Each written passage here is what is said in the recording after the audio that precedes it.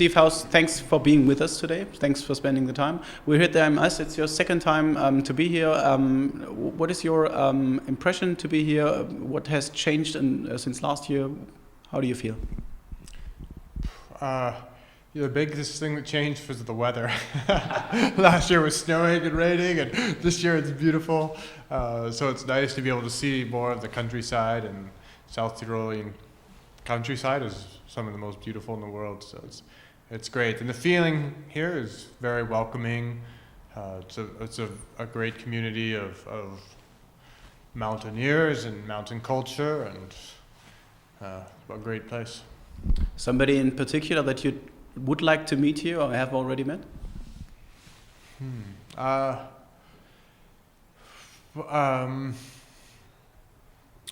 Let's see. I mean, this year we first people we saw when we came in was Dennis Uberco and Simone Moro and Alessandro Gogna. I mean, all legends. To just relax and have a beer with them is really nice. So. If when talking about what happened last year, then we have to talk about your accident in March, I think it has been a very life-changing, accident for you. Can you tell us what exactly happened in March in Mount Temple? Yeah, I was climbing a route, and we were about 800 meters up a 1,000-meter route, and I was climbing, I was leading. Something, I guess, I don't really know, something broke from under my feet, and I fell, and some gear probably came out because I went about 25 meters and slammed into the rock. My right side and damaged and fractured my pelvis in 2 places, and had about 20 fractures on my right side and the ribs, and cut the liver and the lung in many places, and my whole right side of my chest filled with blood and air. And I was rescued by a helicopter and flown to a hospital in Calgary. And I spent almost 2 weeks in hospital, and when I left, I couldn't even walk. So, and that was 7 months ago. Now I'm walking around and climbing a little bit, and feeling like myself again a little. And we are very glad that you do so. When hearing the lecture you had yesterday, one could get could get to think that you're not really. So if you could turn back the time, would you try to avoid this accident? Because it seemed to have changed so many things within you. I would definitely avoid the accident. It was serious because I was almost killed, but also. It's really painful. It's hard to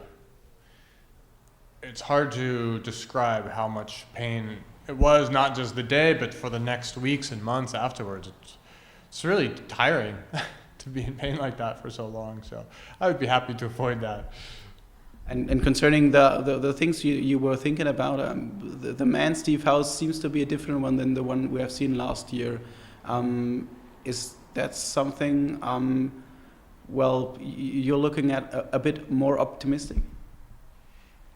Yeah, I think I'm certainly a different man than I was last year. And thank you for that observation.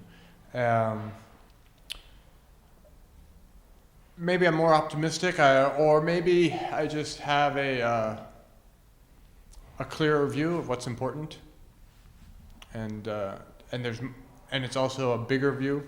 There's more things. It's not just climbing, but also community, which is something IMS is all about, and family and friends, and these are things that are also important.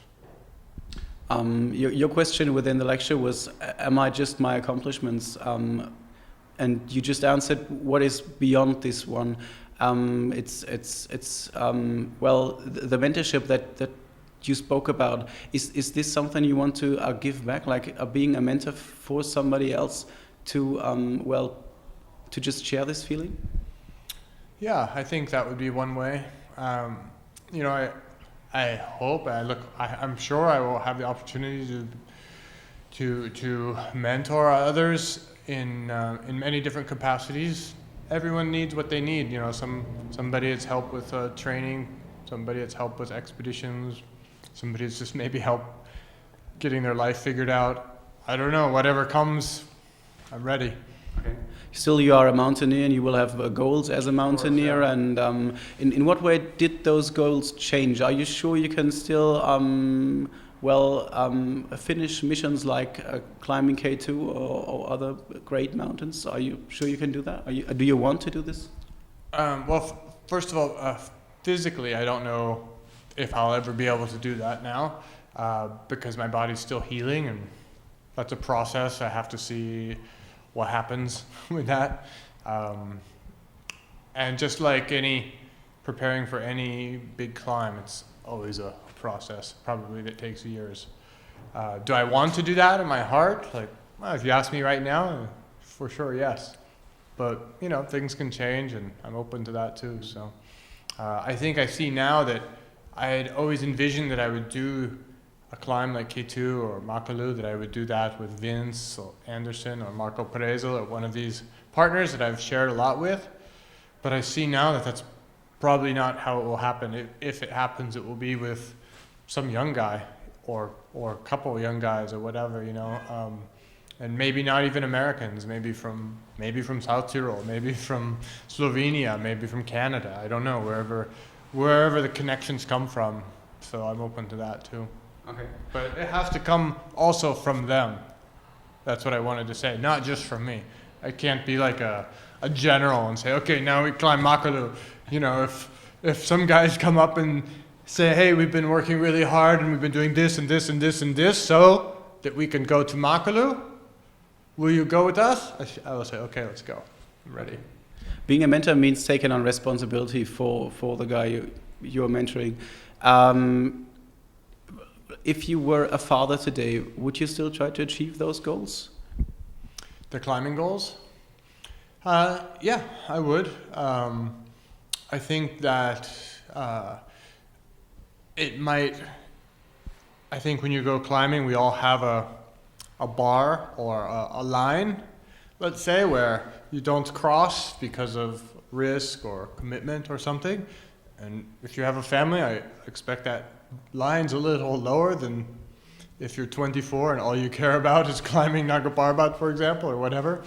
And that's okay, that moves. It will move for everyone from year to year, and mine will move too. So. Okay.